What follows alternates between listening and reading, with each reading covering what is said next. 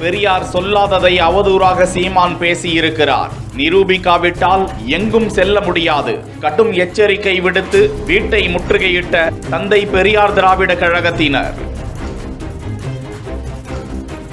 தந்தை பெரியாரை பற்றி நாம் தமிழர் கட்சியின் ஒருங்கிணைப்பாளர் சீமான் 8ஆம் தேதியன்று செய்தியாளர்கள் சந்திப்பில் அவதூறான கருத்தை பேசியதாக பல்வேறு தரப்பினரும் தங்களது கண்டனத்தை தெரிவித்து வருகிறார்கள். இந்நிலையில் பெரியார் குறித்து சர்ச்சையாக பேசியதாக சீமானுக்கு தந்தை பெரியார் திராவிட கழகத்தினர் கண்டனம் தெரிவித்து அவரது இல்லத்தை இன்று முற்றுகையிட்டனர். பெரியார் எங்கு அப்படி பேசினார் என்பதை சீமான் நிரூபிக்க வேண்டும் என கூறி சென்னை சின்ன நீலாங்கரையில் உள்ள சீமான் வீட்டை நோக்கி தந்தை பெரியார் திராவிட கழகத்தினர் அந்த கட்சியின் பொதுச் செயலாளர் ராமகிருஷ்ணன் தலைமையில் ஒன்று கூடி வீட்டை நெருங்கி சென்று கொண்டிருந்த போது சீமான் வீட்டிற்கு செல்லும் பாதையின் 200 மீட்டருக்கு முன்பாகவே பேரிகார்டு போட்டு தந்தை பெரியார் திராவிட கழகத்தினரை போலீசார் தடுத்து நிறுத்தினர். இதையடுத்து சீமான் வீட்டை முற்றுகையிட வந்த அந்த கட்சியினரை சேர்ந்த 50க்கும் மேற்பட்டோரை போலீசார் கைது செய்து வேனில் ஏற்றினர்.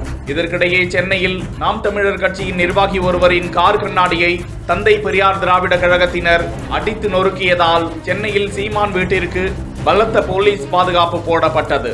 இதற்கிடையே செய்தியாளர்களிடம் பேசிய தந்தை பெரியார் திராவிட கழகத்தின் பொதுச் செயலாளர் ராமகிருஷ்ணன், சீமான் பெரியார் எங்கு பேசினார் என பதில் சொல்லாத பட்சத்தில் எந்த இடத்திலும் அவரை நுழைய விடமாட்டோம் என ஆவேசமாக பேசினார்.